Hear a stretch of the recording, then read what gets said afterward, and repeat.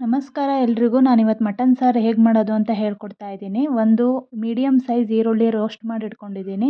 2 ಗೆಡ್ಡೆ ಬೆಳ್ಳುಳ್ಳಿ, 1 ಇಂಚು ಶುಂಠಿ, 4 ಪೀಸ್ ಚಕ್ಕೆ, 4 ಲವಂಗ, ಹಾಗೆ ಅರ್ಧ ಟೀ ಸ್ಪೂನು ಕಾಳುಮೆಣಸು, ಕೊತ್ತಂಬರಿ, 1 ಕಪ್ಪು ಕೊಬ್ಬರಿ, 1 ಟೊಮೊಟೊ, ಅರ್ಧ ಕೆಜಿ ಮಟನ್ ತೊಗೊಂಡಿದ್ದೀನಿ.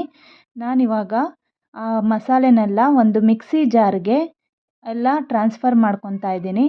ಹಾಕ್ಕೊಂಡು ಕೊತ್ತಂಬರಿ, ಕಾಳುಮೆಣಸು, ಹಾಗೆ ಟೊಮ್ಯಾಟೊ, ಚಕ್ಕೆ, ಲವಂಗ, ಶುಂಠಿ, ಬೆಳ್ಳುಳ್ಳಿ ಎಲ್ಲವೂ ಸೇರಿಸಿ ರುಬ್ಕೊತಾ ಇದ್ದೀನಿ.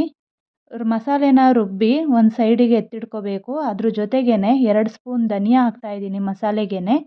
ಹಾಗೆ ಇದು ಕಾಶ್ಮೀರಿ ರೆಡ್ ಚಿಲ್ಲಿ ಪೌಡರು, ಅದನ್ನು 2 ಸ್ಪೂನ್ ಹಾಕ್ತಾಯಿದ್ದೀನಿ. ಮಟನ್ ಸಾರಿಗೆ ಒಳ್ಳೆ ಕಲರ್ ಬರುತ್ತೆ, ಅದಕ್ಕೋಸ್ಕರ.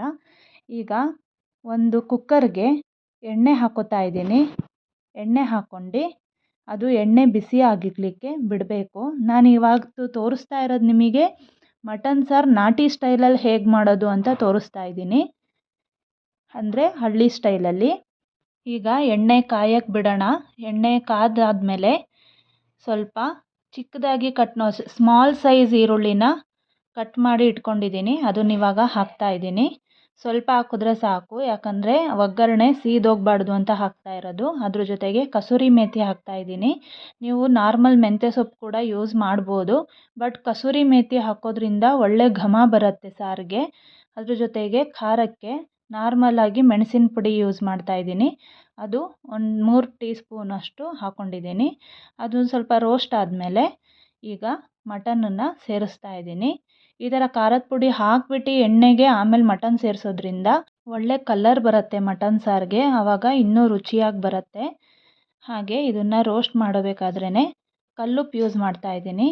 ಕಲ್ಲುಪ್ಪು ಹಾಕೋದ್ರಿಂದ ತುಂಬ ಟೇಸ್ಟಿಯಾಗಿರುತ್ತೆ ಸಾರು.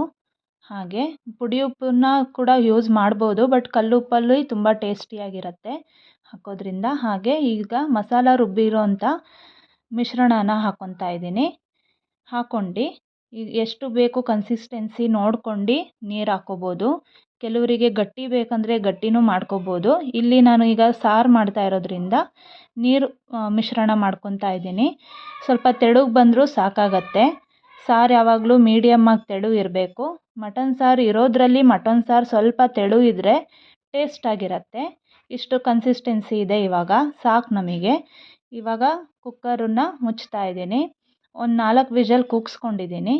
ಈಗ ಮಟನ್ ಸಾರು ರೆಡಿಯಾಗಿದೆ, ನೋಡ್ತಾ ಇದ್ದೀರಾ ಅಲ್ವಾ ಎಷ್ಟು ಚೆನ್ನಾಗಿ ಬಂದಿದೆ ಕೆಂಪಾಗಿ. ನೋಡಿ ಬೆಂದಿದೆ ಮಟನ್ನು, ಘಮ ಅಂತೂ ತುಂಬ ಬರ್ತಾ ಇದೆ, ತುಂಬ ಚೆನ್ನಾಗಾಗಿದೆ. ನೀವು ಮನೇಲಿ ಮಾಡಿ ಟ್ರೈ ಮಾಡಿ, ಹೇಗಿತ್ತು ಅಂತ ನನಗೆ ಕಮೆಂಟ್ ಮಾಡಿ ತಿಳಿಸಿ. ಲೈಕ್ ಮಾಡಿ, ಶೇರ್ ಮಾಡಿ, ಸಬ್ಸ್ಕ್ರೈಬ್ ಮಾಡೋದನ್ನು ಮಾತ್ರ ಮರಿಬೇಡಿ. Eat healthy, stay healthy.